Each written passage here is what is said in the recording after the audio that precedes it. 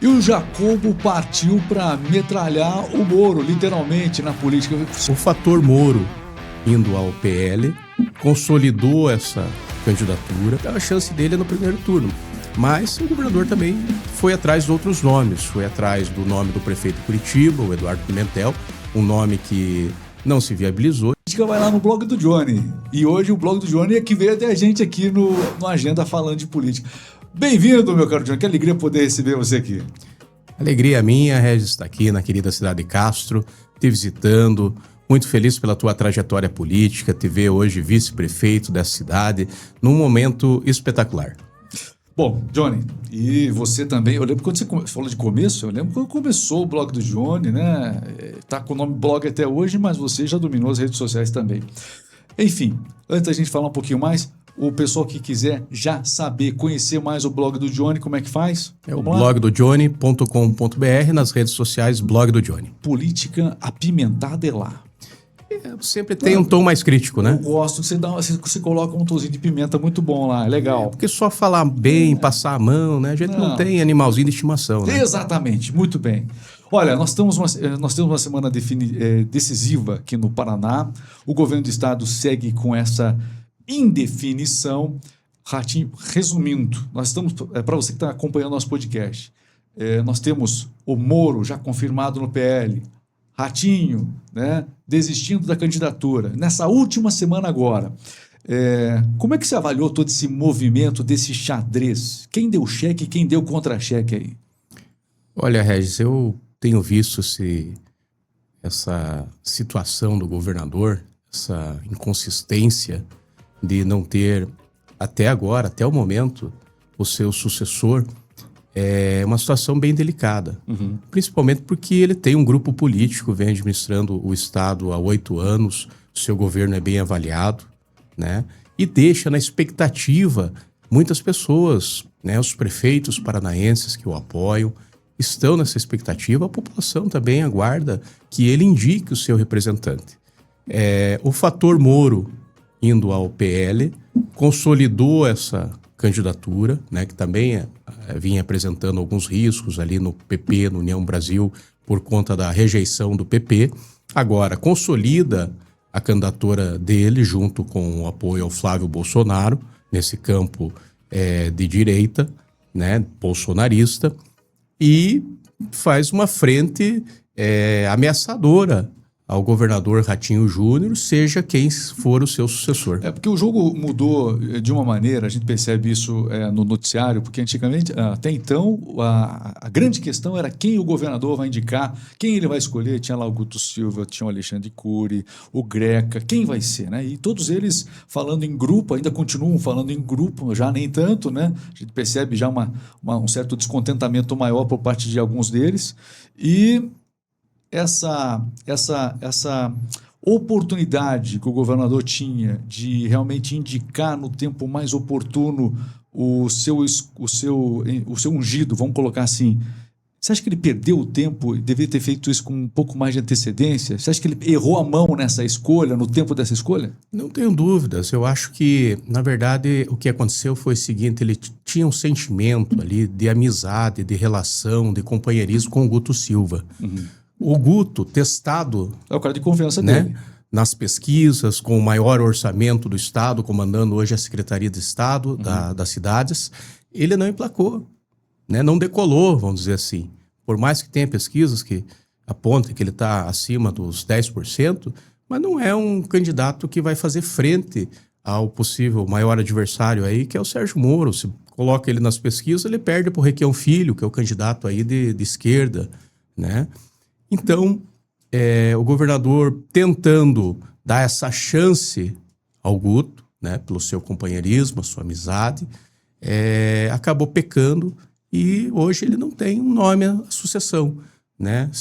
Ele tem o Alexandre Cury, que é o que parece que ele aceita qualquer outro nome menos o do Alexandre, que está hoje casado com o Rafael Greco. Eles têm uma aliança, eles têm uma parceria. Até esse dia de hoje ele não mudou esse fato, esse discurso do grupo que eu falei, né? Ele ainda continua sustentando isso, né? Porque é um nome que se viabiliza, nem tanto eleitoralmente, também nas pesquisas não apresentou um grande crescimento, mas é um nome que converge prefeitos, que converge o interior do estado.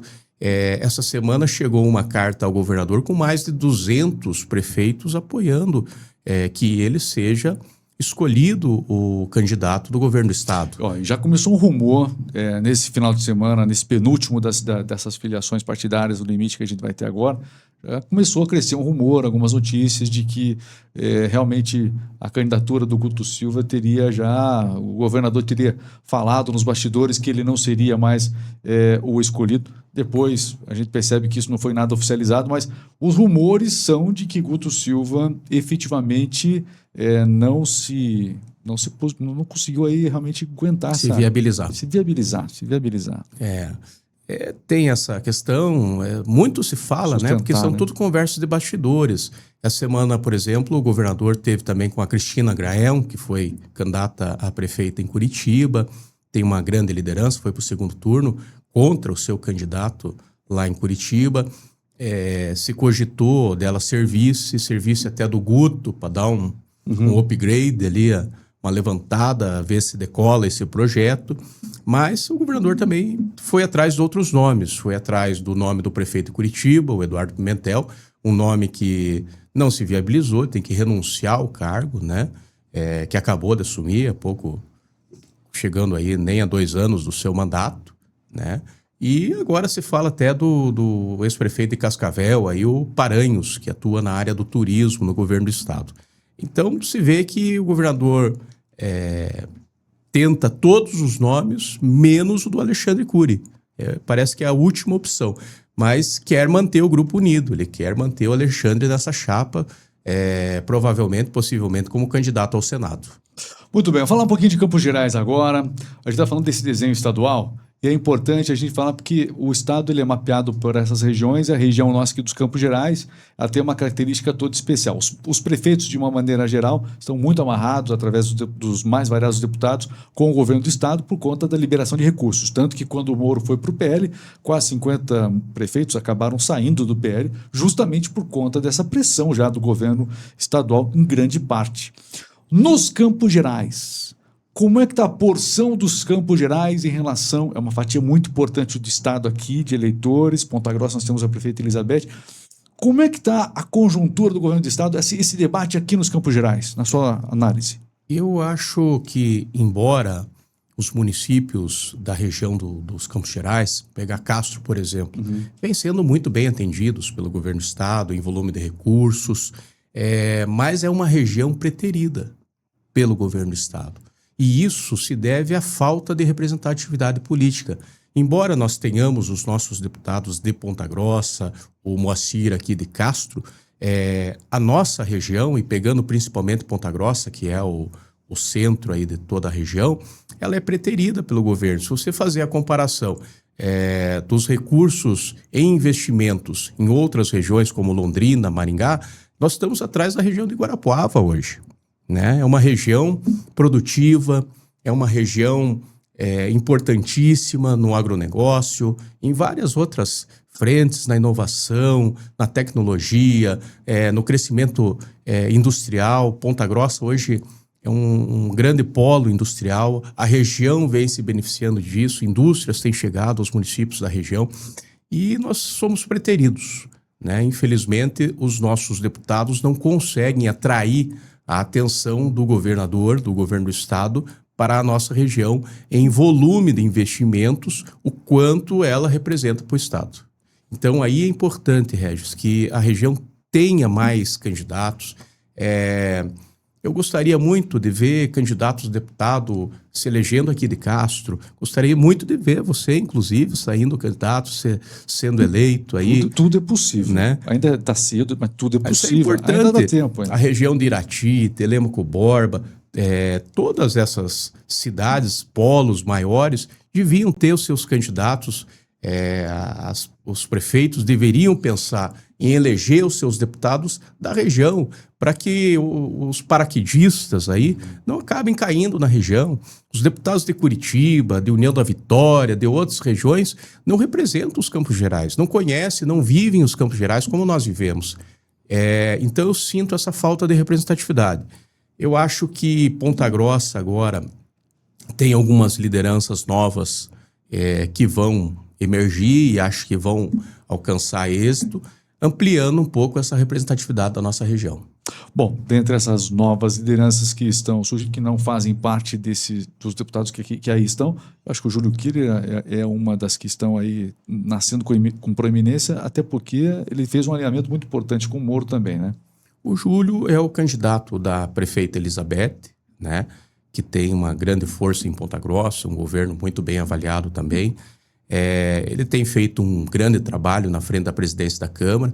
Eu acho que lá de Ponta Grossa também o Geraldo Stocco do PV tem grande chance, uma liderança nova que se projeta bastante nas redes sociais, tem chance também de se eleger pela federação ali do PT, né? Então acho que essas lideranças, tem outros candidatos ali na cidade, devem alcançar a vitória e ampliar um pouco essa nossa representatividade. Bom, e aí fica aquela questão. Nós temos um tempo ainda para que as coisas se definam, agora é uma questão só partidária, mas depois as conversas continuam acontecendo, coligação entre partidos ali na frente. Você acha que em algum momento, de fato, o Ratinho e o Moro voltam a conversar nessa articulação política? Você veja, o senador Sérgio Moro, ele não foi até o momento para um embate direto com o governador, né? Mesmo após esses movimentos políticos de esvaziamento do Partido Liberal, essa pressão nos prefeitos para que deixem, se desfiliem do partido e sigam com o candidato do governo, os partidos aliados ao governo do Estado, o Moro ainda não foi um embate, ele sempre foi muito respeitoso, reconheceu o bom governo que o Ratinho fez. Agora, nós precisamos de gente preparada para governar, né? Nós não sabemos quem é o candidato governador para dizer, olha, esse é um cara que tem experiência, é um cara preparado, um cara que tem condições de levar o Paraná com a importância que ele tem adiante, sem perder os programas, os avanços do governo Ratinho. Olha aqui, é só uma... Eu adoro pedir palpite, principalmente para o analista. O analista, você acompanha os bastidores e você sabe muita coisa que acontece. Mas se você tivesse que dar um palpite, Johnny, de quem será, qual deve ser a formação, né, a dupla do governador, baseado nisso que foi até aqui, podem surgir fatos novos. Quem seria, provavelmente? Tudo se aponta para que dupla? Eu acho que ele está tentando ainda viabilizar o Guto Silva, né? Agora aparecem novas formações, porque essa decisão do governador vai causar uma ruptura com o Alexandre. Eu acredito que ele pode ainda disputar o governo do Estado pelo Republicanos, né? Ou vai disputar o Senado, mas eu ainda acredito que ele vai manter o pé no Guto e vai apostar todas as suas fichas. Ele já fez isso quando renunciou à candidatura à presidência da República, estava prestes a ser anunciado pelo PSD, que agora anuncia o nome do Caiado para disputar a presidência, mas o movimento do governador tem sido nesse sentido. Nas eleições, a gente sabe da força já estabelecida e da identidade de direita que nós temos não só no Paraná, especialmente aqui na região dos Campos Gerais. A direita é realmente predominante. São dois candidatos de direita que estarão disputando a atenção do eleitor. Aí nós temos o segundo turno. As coisas podem criar dificuldades. O grande desafio do candidato Moro é vencer no primeiro turno. Você pensa que, não sei se você também faz essa análise, que seria muito importante ele garantir essa vitória no primeiro turno, e é possível, obviamente, e que se houver um eventual segundo turno, a eleição ela fica muito mais disputada e pode haver um perigo maior? Não tenho dúvidas. A chance do Moro está no segundo turno, no primeiro turno. Primeiro turno. Né? Essa indefinição do governador faz com que ele cresça em todas as pesquisas. Tem pesquisas hoje que o apontam como o vencedor já no primeiro turno, com mais de 50%. Então a chance dele é no primeiro turno, mas se for ao segundo turno, eu acho que no decorrer da campanha, porque o que é esse percentual do Moro? Ele é um candidato conhecido, não é uma pesquisa, uma intenção de voto consolidada. O eleitor pode mudar a qualquer momento durante o período eleitoral, pré-eleitoral, da sua escolha, né? Mas hoje ele é um nome conhecido e que vem recebendo uma simpatia do eleitor para governar o Estado, né? Maior do eleitor. A partir do momento que o governador decide quem é o seu candidato, declara esse apoio, está junto com os prefeitos, é uma força que com certeza vai crescer bastante também. Só que roer, porque numa campanha, quando ela começa, um candidato acaba, né, roendo a imagem do outro, trabalhando o desgaste que um ou outro pode ter.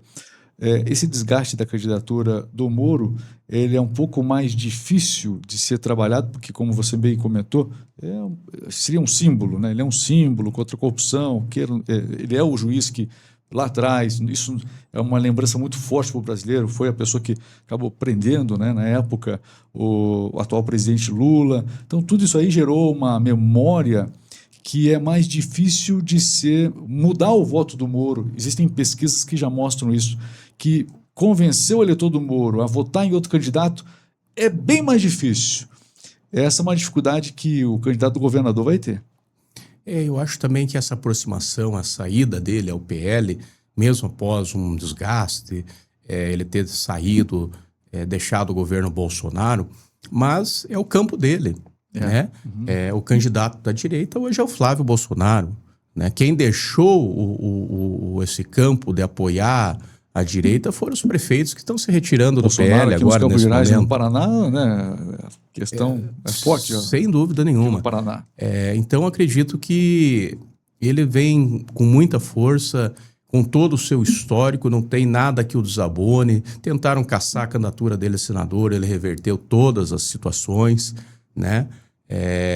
Faz uma oposição firme no Congresso Nacional, no Senado da República, ao governo Lula. Então, é um cara que tem, sem dúvidas, grandes chances de ganhar a eleição. E o Jacobo partiu para metralhar o Moro, literalmente, na política. Ficou indignado e chamou os prefeitos para saírem junto e tudo mais. O Moro respondeu, dizendo que não era uma figura muito expressiva, respondeu, né, com desdém a essa acusação do Jacobo, né? Nós temos vários partidos importantes que também agora têm um forte vínculo com o governador e que possuem também uma base em suas legendas de apoiadores do Moro. Então, essa é uma outra coisa que nós vamos ter que acompanhar com muito. Vai ter muito partido aí surpreendendo ou você acha que não? A maioria realmente deve firmar com o governador. Vai ter surpresa? Eu acho que pode ter surpresa e também ao longo do processo, com a consolidação da candidatura do Moro, essas lideranças, prefeitos mesmos, que inclusive a gente tem relatos aí de bastidores, telefonaram para o senador, dizendo, olha, senador, eu tenho aqui 200, 300 milhões de reais em projetos para serem liberados, em andamento, protocolados. Como é que eu vou fazer agora para dizer que eu não vou apoiar o candidato do governador, mas eu estou com você. Vários prefeitos. Tenho conhecimento desses relatos, claro, a gente não pode divulgar para não constranger os prefeitos nesse momento, mas eu tenho certeza que prefeitos aqui da região dos Campos Gerais, inclusive, telefonaram para o senador manifestando o seu apoio e que vão estar junto com ele. Eu percorro os Campos Gerais, o Paraná todo isso aconteceu. Converso com os prefeitos, vários prefeitos têm essa convicção da eleição do Sérgio Moro. Tudo se aponta para isso. Bom, vamos ver o que vai acontecer. De qualquer maneira, a sua análise aqui foi muito importante, produtiva. Esses bastidores, continue acompanhando. Eu quero que você volte outras vezes aqui para a gente estar atualizando e provocando, né, a reflexão nas pessoas. Porque em política, nada é aquilo que você lê literalmente. Então, o blog do Johnny é legal porque você vê os bastidores da política. E aí é legal porque você lança a informação, você lança os bastidores e as pessoas vão aí formando a sua própria opinião. Como deve ser, não é isso? Então, esses bastidores que você levanta são bem importantes. Pelo que você não contou todos aqui, você está reservado ainda. Regis, são 16 anos só com blog, né? Eu iniciei a minha carreira na imprensa em 2003. E 16 anos, esse ano vai fazer 17 anos agora em julho do blog. E o político, em geral, ele gosta só de contar as coisas boas dele. Exato. Né? Só o que ele fez de bem, os recursos que ele mandou, só falar bem, né? Mas às vezes a gente tem que mostrar o que ele não deixa de fazer, ou o que ele faz de errado, o quanto ele gasta. E esse é o perfil do blog, né? A gente não tem político de estimação, né? Isso é uma expressão que eu gosto muito, né? Claro que tem que ser destacado, reconhecido o trabalho de cada um em favor dos municípios, em favor do estado do Paraná, mas também tem que ser mostrado tudo que tem para ser mostrado. Bom, você volta para mais análise aqui? Com certeza, estou à sua disposição. Obrigado, meu caro Johnny, do blog do Johnny. Mais de 500 mil de visualizações nas redes sociais a cada mês. E tem mês que você passa muito mais que isso, dependendo do assunto, né? Agora vai bombar mesmo, deve passar muito mais ainda. Parabéns pelo trabalho de tantos anos, eu acompanho sempre, e é um privilégio estar recebendo você hoje aqui nos estúdios aqui do Agenda Podcast da RMix aqui na cidade de Castro. Que bom, tá aqui, a gente comunica muita coisa para o Paraná. Prazer é todo meu, Regis. Você é um grande companheiro, como eu te disse, é um cara que a gente nos conhece, acompanha há muitos anos, né? Eu era piazão e você também. Eu também era piazão, né? Na época acho que você é um pouco mais velho do que eu, mas você estava no nós jornal, era jovem. Como é que era o jornal que você trabalhei trabalhava? No Diário da Manhã. Quando é o inglês, não é? Trabalhei na MZ, trabalhei na TV Vila Velha. E na época eu estava trabalhando na Garagem da Esperança de você, que era radialista lá, para você ter uma ideia. A gente se conheceu meio por ali, né? Mas fico muito feliz, acompanhando teu mandato de vereador aqui em Castro, agora como vice-prefeito. Você é uma grande liderança, com certeza reconhecida, que tem os seus valores também, isso é muito importante. E o desafio é esse, porque eu gosto de comentar, porque eu nasci na comunicação. Então eu quero comentar, eu também quero trazer bastidores, claro que também a gente... Mas tem como a gente abordar muita coisa e para isso eu conto com pessoas importantes como você. Obrigado, Johnny. Muito obrigado. E aí, gostou do nosso bate-papo? Então não deixe de seguir nas redes sociais. Esse episódio vai estar disponível não só no YouTube, mas também no Spotify, Deezer, Amazon Music, onde quer que você vá, tá bom? Siga aí, Agenda Cast no YouTube. Grande abraço, fiquem com Deus, até a próxima!